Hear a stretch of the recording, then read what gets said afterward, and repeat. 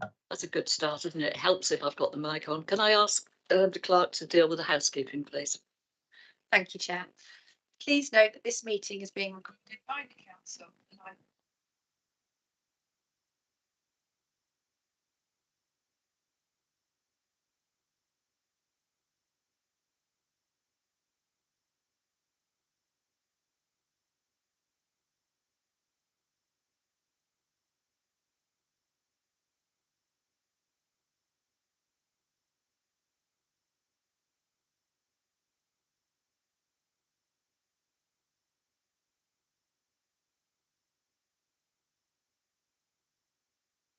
I'll switch to off. Or switch to silent for the duration of the meeting. For those in the room, this includes turning off microphones and turning the volume down completely on your laptops. Thank you. Thank you. I'll try to remember the mic this time.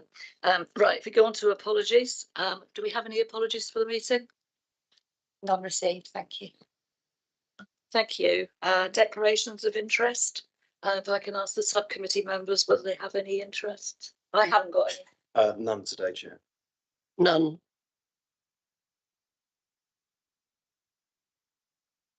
Item 4, which is the protocol for public speaking at hearings, and a protocol for public speaking at meetings of the licensing subcommittee is included with the agenda sheet for noting. Thank you. So then I go on to item 5, which is the update on review of premises license, Nala Tappers and Cocktail Lounge, 135 to 137 West Hill Road, Bournemouth, BH2 5EG. And at its meeting on the 24th of January 2024, the subcommittee agreed to further adjourn the hearing to review the existing premises licence for Nala Tappers and Cocktail Lounge 135 to 137 West Hill Road, Bournemouth, BH2 5EG, to enable sufficient time for that licence to be surrendered to the licensing authority. The proposal to surrender the existing licence followed a decision by the subcommittee at the same meeting to grant an application for a new premises licence for the same premises. The subcommittee is advised that the licence, which was subject to review, was surrendered to the licensing authority on 29th of January 2024, and therefore a hearing is no longer required. Thank you. So then we go on to item 6, which is the application to vary the premises licence for Cameron's Club, 29 to 31 Bargates, Christchurch, BH23 1QD. The subcommittee has been advised that Dorset Police have now withdrawn their representation following a successful mediation with the applicant. Therefore, there is no longer a need for a hearing to take place. So that brings me on to item 7, which is the application to vary premises licence for Grooves on the Green, Ashley Cross Park, Parkston, Pool, BH14 OES. The licensing authority has received an application to vary the premises licence for the premises known as Grooves on the Green, Ashley Cross Park, Parkston, BH14 OES. The matter is brought before this subcommittee for determination. So now I'm going to ask each participant to introduce themselves and state their role. We'll just go and bring the clerk will just go and bring in the other members. Thank you.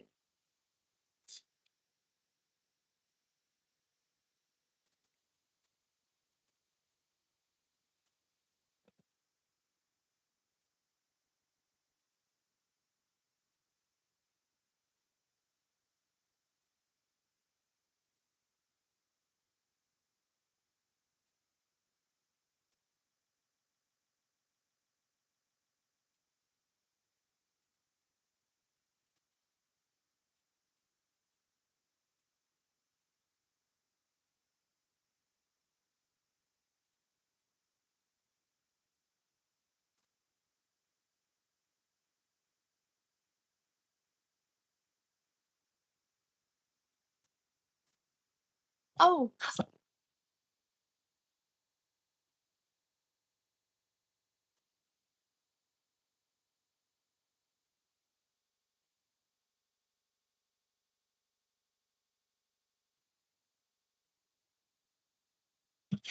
Okay, thank you. So I'll carry on. Welcome to the meeting. We're just about to introduce ourselves, so I'll give you the opportunity in a minute.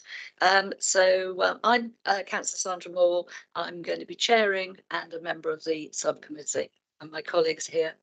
Good morning. I'm Councillor Chris Matthews. I'm also a member of the subcommittee this morning. Councillor Judy Richardson, member of the subcommittee. Right. I've also got Councillor Williams and Councillor Castle. They're reserve members. They're, as I say, they're just here in case we didn't turn up. They will probably be leaving shortly, and they're not going to take part in the meeting or the deliberation. We've also got observing Councillor Chapman Law, who is on the screen, and he's on Teams, and Councillor Farquhar, who's sitting over there. And as I say, they're observing, but they're not taking part in the meeting. They won't be determining the application. All right. Thank you very much. Now we also have our licensing officer. Tanya, do you want to introduce yourself? Yeah, hello, Tanya Jardine, licensing officer responsible for the application. Thank you. And our legal advisor. Thank you, Chair. I'm Joanne McNamara. I'm the legal advisor to the subcommittee today. And our clerk. Good morning, I'm Michelle Catner and I'm clerk for the licensing subcommittee this morning. Okay. Would you like to introduce yourself?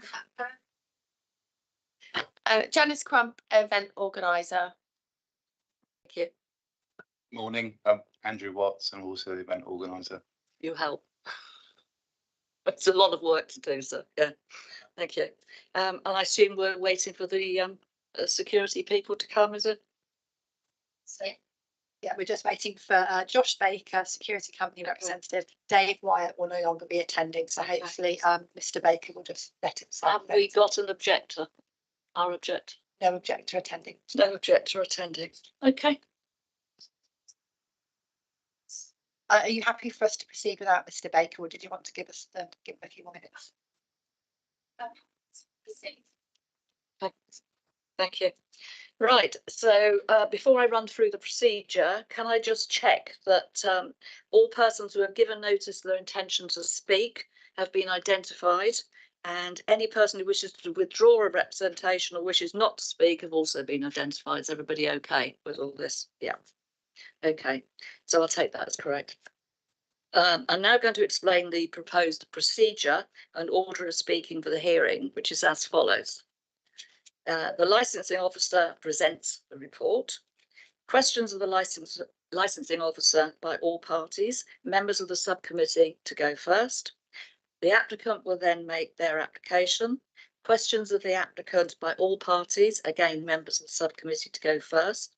Responsible authorities and other persons will make their representation.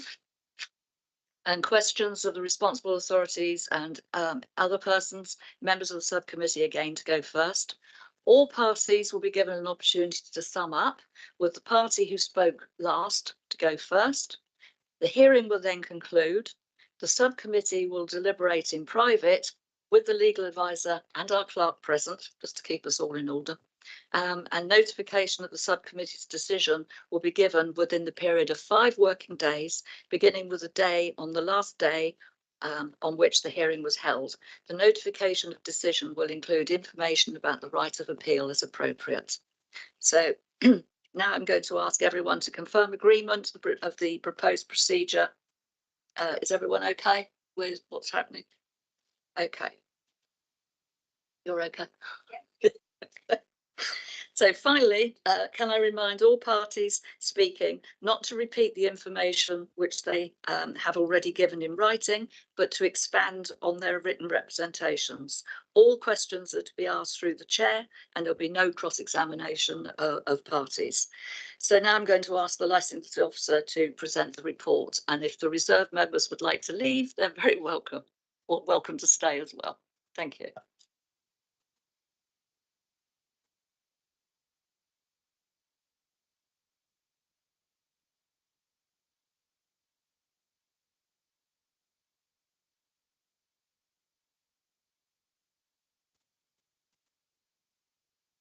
Thank you, Chair.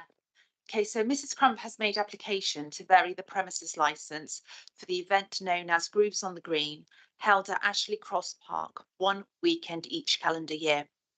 Ashley Cross Park is owned by BCP Council, and any event requires permission from the events department, who oversee the use of the land. Mrs. Crump has obtained permission from the events department to extend the event and is now seeking to vary the premises licence to include licensable activities on a Friday and extend the licensing hours on Saturday. The event currently benefits from a premises licence that permits the performance of plays, showing of films, live and recorded music, performance of dance, activity like music and dance, and the on-sale supply of alcohol on Saturday and Sunday, 1100 to 1900 hours, 1 weekend per calendar year. The application made is to permit licensable activities on Friday, 1500 to 2100, and to increase the hours on Saturday to terminate at 2100 hours. The licensing office received one representation in objection to the application from a local resident on the grounds that the application would undermine the prevention of crime and disorder, public safety, and the prevention of public nuisance licensing objectives. Members will note that the applicant has provided a response to that representation, which members would have had sight of as a supplementary document. Mediation took place between the applicant and the Environmental Health Department, and 3 additional conditions have been agreed, which you will find in my report. Should the variation be granted, these conditions will form part of the licence. We received no further representations from any other responsible authorities. However, it's important to note that organisers of events on council land are required to attend safety advisory group meetings, which are chaired by BCP Council events team. These are held prior to the event taking place, at which time the event and the event management plan and supporting documentation are subject to scrutiny and approval by Dorset Police, the BCP Council Licensing Authority, Health and Safety, Dorset and Wiltshire Fire and Rescue, Ambulance Services and other safety representatives. So members are now asked to consider whether to grant this application, and should it be granted and the applicants fail to operate in accordance with their licence and any conditions attached to it, they will be aware that any responsible authority or any other person may request a review of the licence at any time. Thank you, Chair. Thank you for that. Members of the subcommittee, have you got any questions? Yes, thank you, Chair. It's just one question. I note that the application is for an annual event, effectively. Is there a specific date that's been suggested thus far, or is it just floating? It might be something for Mrs. Crump to confirm what date you have this year. Thank you very much. And it might be reliant on whether the licence is granted or not as to what days, but you will know what weekend, I would presume. That's great. Thank you.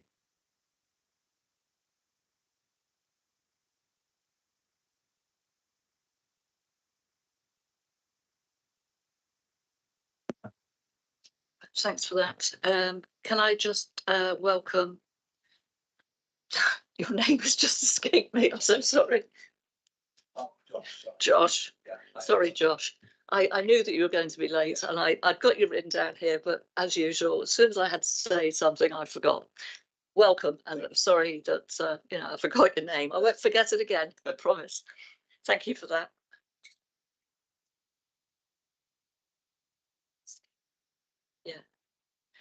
Yeah, can I ask you, please, whether or not you've had any complaints you've had to investigate in the past? Not at all. I did a research before the meeting and we had no complaints. Not that we have recorded. This is a legacy pool licence, so on the new system, we don't have anything to note.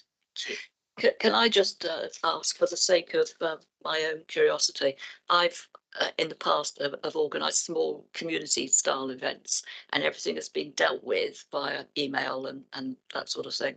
But because this is a big public event, do you actually have to meet up with everybody in person, I gather?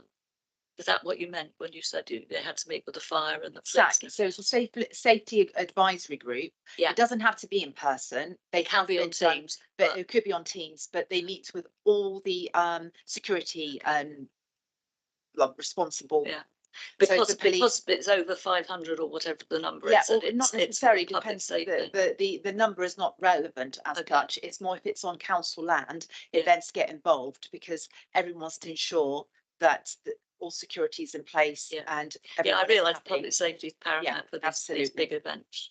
Yeah, and this event has been going for some years. It I has know it's a been going legacy for some problem years, event. I remember yes. it well. Yeah, and they have attended safety advice. They've always done everything that you wanted.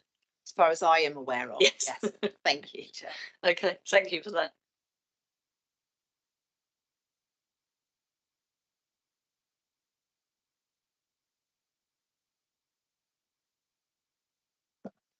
The only thing, before you speak, you've got to remember the microphone, because I've forgotten it 3 times so far. We're now going to ask the applicant to make your application. Thank you. So obviously, you've got a copy of the letter. Just from my perspective, there were a lot of points raised in the letter that don't correspond to our event, which I felt a little bit like they were, not being funny, trying to clutch at any straws to try and make the event sound a lot worse than it is, if you know what I mean. So I feel it's a bit unfair that this one weekend a year has been drawn into a lot of issues she's pointed on the letter. So obviously the event has been going since 2000. The reason why the event was set up was really to promote the area, because back then it was quite a quiet area, and there wasn't much community things going on. So that's why the event was put on, and it obviously gets the local businesses involved, it gets the residents included, and many residents look forward to this event every year. The reason why we've put in the extension is because it's just the setup costs, and the staffing costs have risen dramatically over the years, and it's also the time involved in doing a 2-day event. Obviously makes it more worthwhile putting that time into a 3-day event, but just because of the workload. So there's not much difference in a 2 to 3 day. It makes it more viable to do it. There has been a number of events during the course of Grooves on the Green. So it's been Party in the Park. There was another event last year. The reason why they've stopped coming is because it wasn't financially viable. But our event isn't primarily to get profit. It is generally a community event where we donate a lot to charity every year. And we've added in the Friday as a concert evening. So it's 70s, 80s style music. So it's for an older demographic. So we're not creating an event that's drinky, troublesome. It's an event that it attracts the older generation. And then it's difficult to summarize it because there's quite a lot of points in the letter. But just some points she's put is there's a lot of residential buildings in the area. There is residential buildings in the area, but primarily it is shops, bars and restaurants. So if you look around the vicinity, there is more shops, bars and restaurants than there is residential properties, and some late night venues as well. And we've liked to feel that from our event over the years, it has helped the area in terms of the income for the area, the people it attracts. We like to think that Ashley Cross, alongside its shops, bars and restaurants, has become quite a place to be because of, what's in that area. She's also obviously put about we cordon off the park to dog users. At any point, a resident will ask to walk their dog in the park. We wouldn't refuse entry. Yeah, anybody. Or anybody. So if they say I'm a resident, we actually have many years ago had a gentleman who used to come to the event. He said, I'm a resident. And every year we just say, fine, come in, So we feel that it's a good attraction and income for the area. This year, due to the letter and just because we wanted to go 3 days, we're going to leave even more of the green space for public walking. Just so, you know, if they did feel they didn't want to come and use the green, they've got green space to be able to do dog walking. The noise side of it, obviously it was mentioned that she couldn't read a book or watch TV, but I've actually had businesses on the vicinity. I've been in residential property and that's never been an issue, that I've been in any building surrounding the site. Even being on the site, obviously we're able to all communicate it freely without it, you know, beat the noise beating through our chests. So yeah, and we also do the sound recordings from 2 locations every hour. We did actually have a discussion with, this has been a bit of an ongoing discussion with environmental health, because the noise levels of the traffic is that louder than the event. So we can't, it's difficult to try and set a volume when the traffic is louder.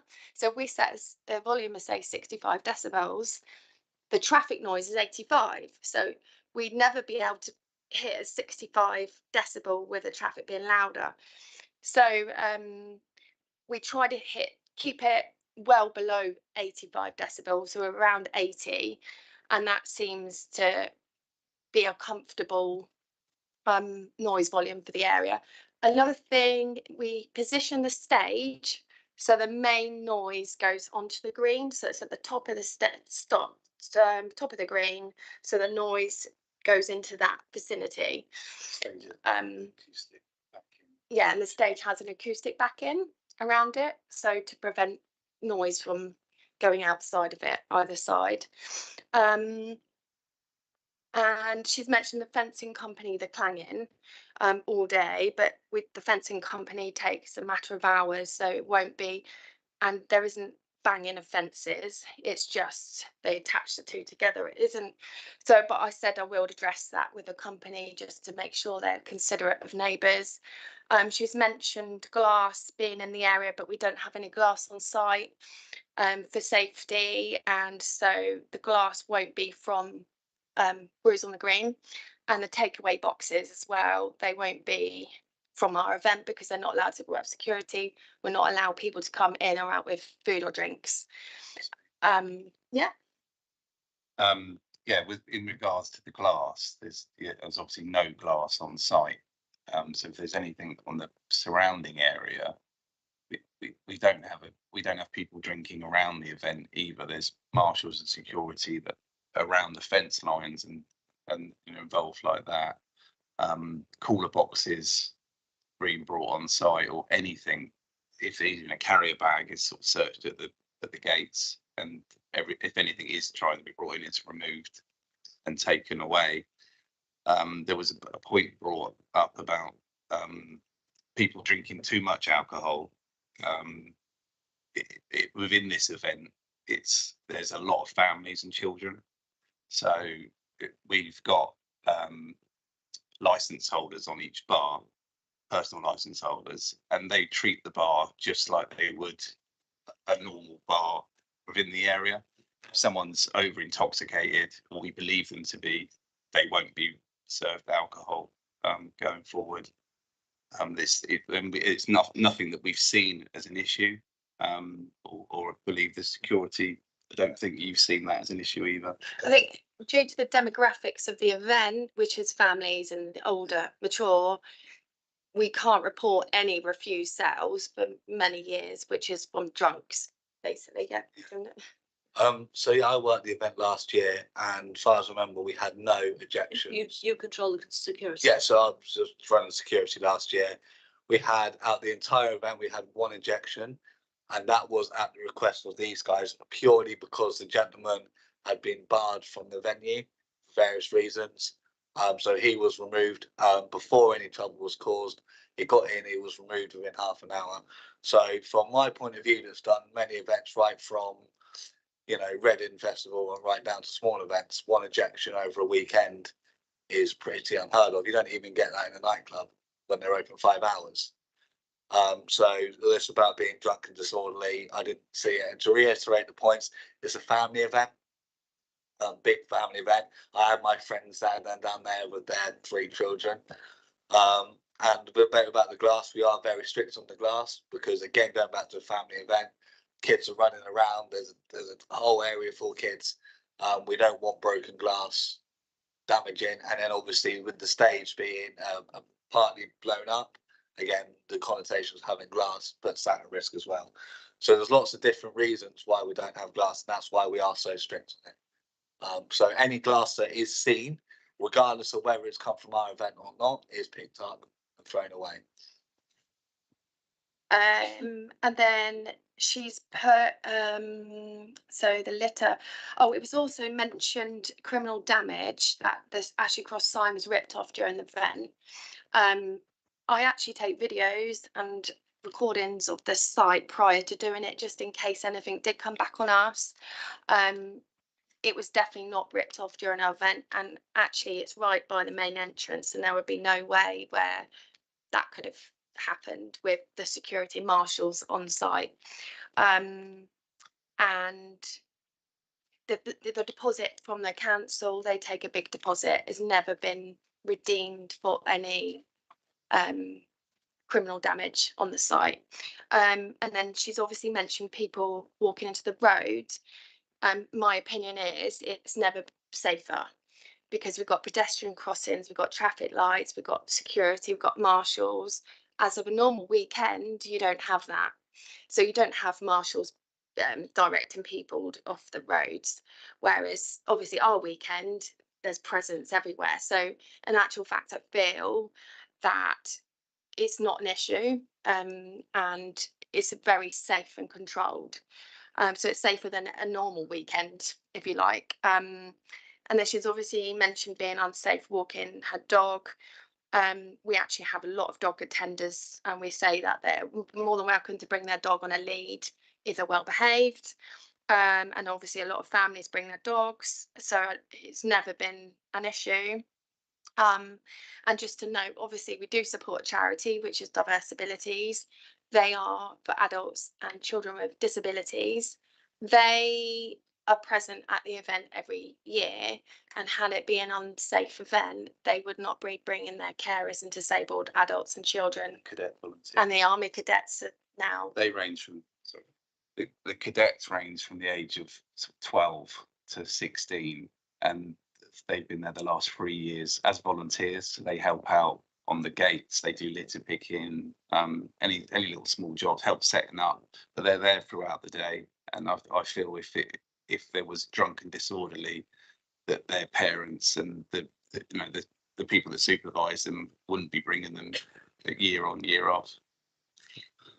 So yeah, so obviously going back to the caller boxes, she mentioned that they bring it on wheels, but it is very well known that there's no alcohol to come in or out the premises for a long time. It's on the website, it's on the ticket sales. So I doubt the cooler boxes on wheels, and you will have, haven't redeemed any cooler boxes, is associated with our event. And then obviously lunchtime drunks, we've only been open for 1 hour. So it would be quite difficult for someone to come into our event and then go back out of our event within 1 hour, and roll around the roads to be drunk. Yeah. Again, on the intoxication as well, just like the gentleman was saying about we treat the bars the same, we treat the whole event the same as well. So if someone comes in trying to get into the event intoxicated, they will be refused by security. Or the other option, or we give them the option, if they're borderline, to go away, come back in an hour, drink some water. But generally speaking, if they're over intoxicated, they won't get into the event anyway. So they can't preload at home, drink 2 bottles of wine and come in and cause trouble. So we have that initial safety check, and then again at the bars. I think that is really a summary. It's a summary of, there has been times I put in the letter that we have considered other venues, such as say Pool Park, but the event it is a community event, and without the community, I don't think you could bring that elsewhere. So, and, you know, we sort of think, oh, you know, should we? And then we get approached by the residents. What day is it going to be this year? I'm going to book my holiday this year. We have a particular gentleman that suffered quite badly with cancer. He comes in every year for his ticket, doesn't he? And he's so excited about this once a year event. So we feel we enjoy doing it. It is hard work, but we do enjoy doing it, and we enjoy what it brings to the community. And I think, as I pointed out, say Beta Park, that has got houses all around Beta Park, and it is quite close to the main stage. That has a 11 o'clock license.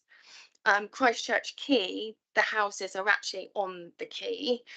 They have a 10 o'clock license. Party in the Park and Paddock in Wimborne has a license till 11:30.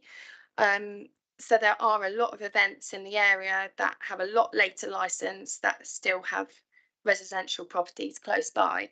So we did feel that 9 o'clock for the once a year was reasonable. And as licensing officers said, if there was any issues with this year or at any point during the event, they have the authority to be able to come in and make amendments to the license, or during the course of the event.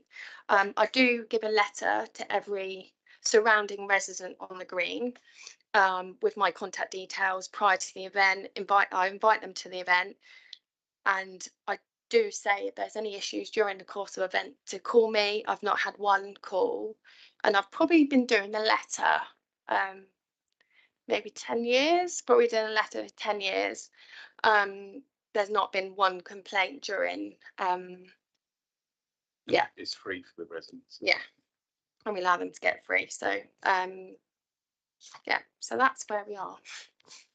Thank you very much. Very, very comprehensive report. Thank you. Members. Thank you, Chair. I've got one or two questions. I think you actually answered one of them. It was a question I asked Tanya earlier about whether you had a date in mind, just hypothetically. Yeah, that's that. So the date this year is June. The reason why is normally the third weekend of July every year, but another event has come in on the same weekend, which is Christchurch Music Festival. So we didn't feel we could operate on the same weekend as them, because they're very similar to us. So that's another reason for the 3-day event and offering something a bit different, because Christchurch Music Festival 3 days, Bull Harbour Fest 3 days, Party in the Paddock 3 days.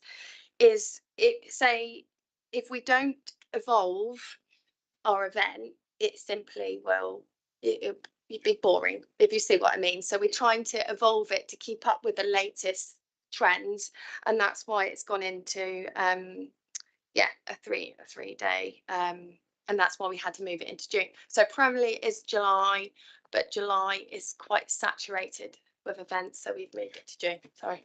I mean, obviously looked at you. Thanks for your presentation and so on.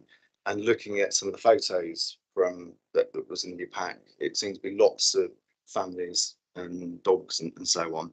But obviously there's variation in the license, so it's going to be extended in the evening. Are you envisaging that the same thing is going to happen? It's going to be family orientated and the same sort of demographic? Yeah, I think one is because the style of music we have.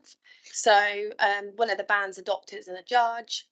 They say, for example, last year they donated all their, so instead of giving them money, we had epilepsy action, we donated the money. So I think with the sort of charity vibe, the community vibe, the amount of entertainment we've got for the kids this year, so we're really pushing the kids' entertainment. I think the drinkers, if you like, they won't want to be at an event that's so children focused. Sure. Music. And the music. Style of music. And yeah. the sort of, just as a matter of interest, the kind of plays that you put on your license, all that sort of things. With the plays, just really the kids shows. Kids shows, yeah. Right. Okay. Yeah. So in terms of litter and untidiness and so on after the event? I know you said that you take pictures before and after and so on. Do you also go around the local area and just see if it's? We haven't done, but due to the letter, I think the reason we haven't, they might do a little facility, is because no rubbish goes in and out the event. Sure, yeah. But we were quite happily, because we got a lot of marshals and a lot of Sure. army cadets, we're quite happily do a bit more of, And that goes along with it being a community event, Yeah. doesn't it? So, we quite happily do a bit more of it, yeah. okay. That's sweet. And the final question I was going to ask, and so I understand you've got marshals and security in place. Are you sort of patrolling within regularly as well? It's probably a rhetorical question, but Yeah, so there's basically different security points. So we have security at all times on the entrance sure. and the exit. So we was talking to our control who's coming in and what's coming in. We have 2 on patrol all the time. Sure. So they deal with any issues, and predominantly the most issues, so I was on the patrol team last year, most we were dealing with were lost children that were found pretty quickly. That's predominantly what we're dealing with, and then we'll have one on stage, some on the access areas, and then security in the bars.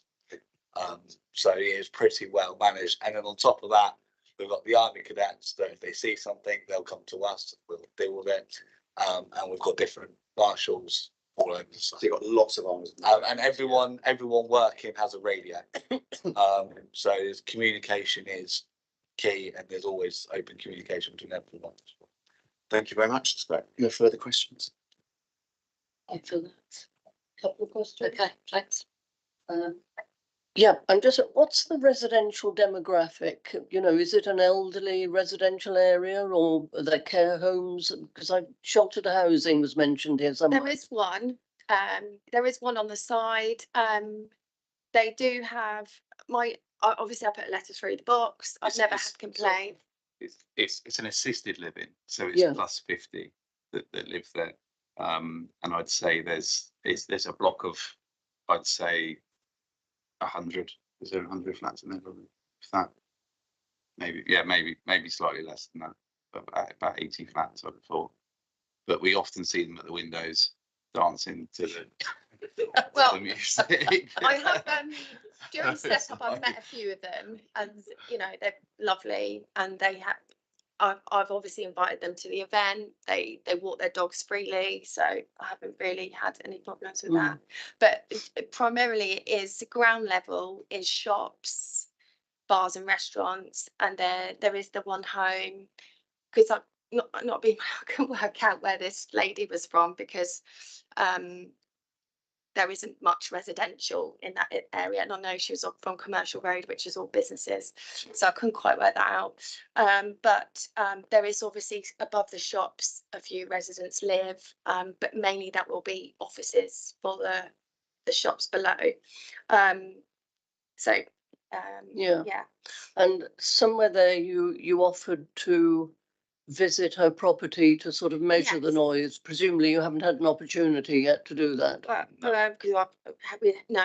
So when the event's on, obviously I've put my contact details in. I'm more than happy for her to ring me to check the noise levels in her property. Okay. And obviously we would turn it down. Simply. And the dog walking, did you say they've got other green spaces to walk Yes, their dogs so if they want to? Normally they've got a green space at the bottom of the green and all the perimeter of the green to walk their dog, but we're going to bring the fence line in even more, so they've got more space. Yeah. Okay. Thank you.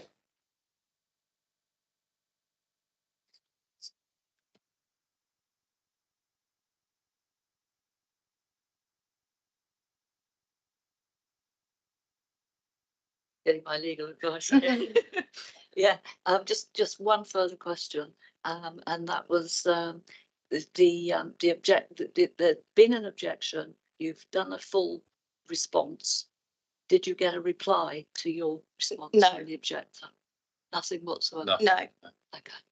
So, I suppose another thing I haven't mentioned is the amount of paperwork that's involved. It is quite extensive, you know, from dealing with all the aspects mentioned in the letter, and we do work hard. We are a professional team, if you like, that we want to keep residents happy, because we want this event to carry on. So we will do our utmost. We're also residents. Yeah. We live in the area. We have a business in the area as well. So we, you know, we work quite closely with the other businesses. So, you know, we're not there to upset our neighbours. So I would also quite like to just the back of that, a lot of, I'd probably say half of the people who come to the event live within walking distance of the event. So it's not an event for outsiders as such, it is an event for the local community. It's designed for the local community. A lot of them drink in your pub. So the ideas come from the locals, it's their event as much as your event. So, you know, it's very important to have their feedback on board. So yeah, that's basically. Can I just ask, because just for the sake of good order, because you've done a very, very thorough presentation here, just for the sake of good order, can you name the licensing objectives? Or then the lady. Oh, well, public nuisance, disorder, protection of children from harm, noise disorder, protection of children, and safety. I knew you knew. I just I know, I'm sorry. I've just even though I'm a personal license holder, I've just revisited a course just to make sure I was up. you did it Today. again, didn't you? I did it again just for the purpose of doing it again a few months ago. Off the back of that, everything is covered. So there is a dedicated medical team on site. There's a welfare team on site. And there's very strict protocols if there is a lost child that we follow with security. So everything is taken into account. There's an ejection policy, how we escalate from dealing with potential trouble and what route to take, whether that's an ejection, whether it's a warning, etc., etc.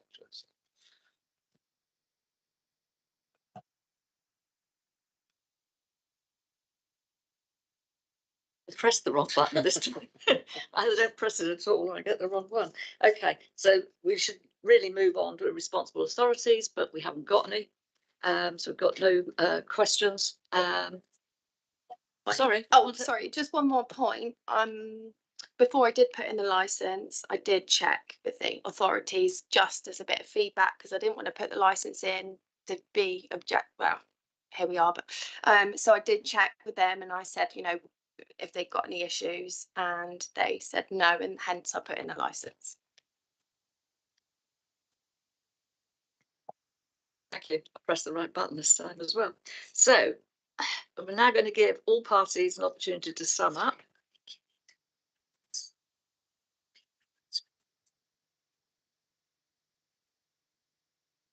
Yeah, okay, yeah, but we've got to make reference to the objection, because the objector isn't at this, didn't come to the hearing. But can I just ask my colleagues, we all read the letter of objection. Can we just have your confirmation that was the case? Yes, I'm certainly, Chair, happy to confirm I have read the letter thoroughly. Yes, I've read the letter too, yeah. That's lovely, and I did too, so that's fine. So we just need to do a sum up. I wouldn't have thought you'd got fast enough to say, but you know, please feel free if you want anything, if you've got anything to add.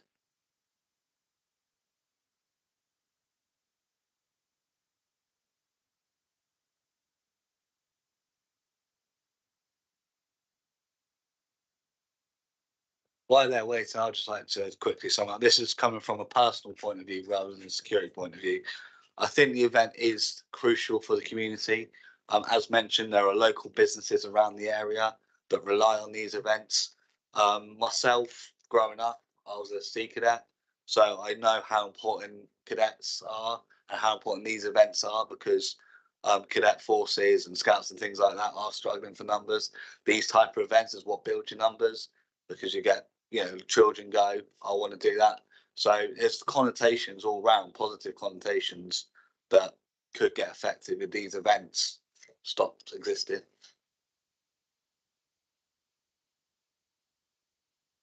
Thank you. Tanya, have you got anything to add? Thank you, Chair. Okay.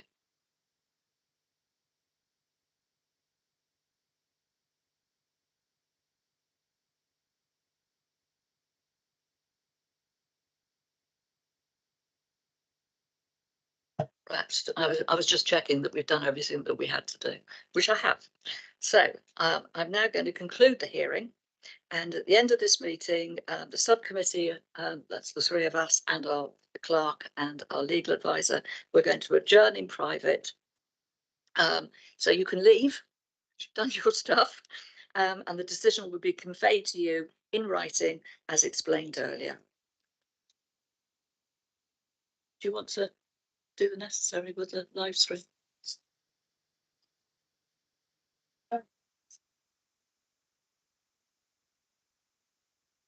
So, yes, so that's just to say that the meeting, there's nothing else to add. We'll get the decision to you within 5 working days.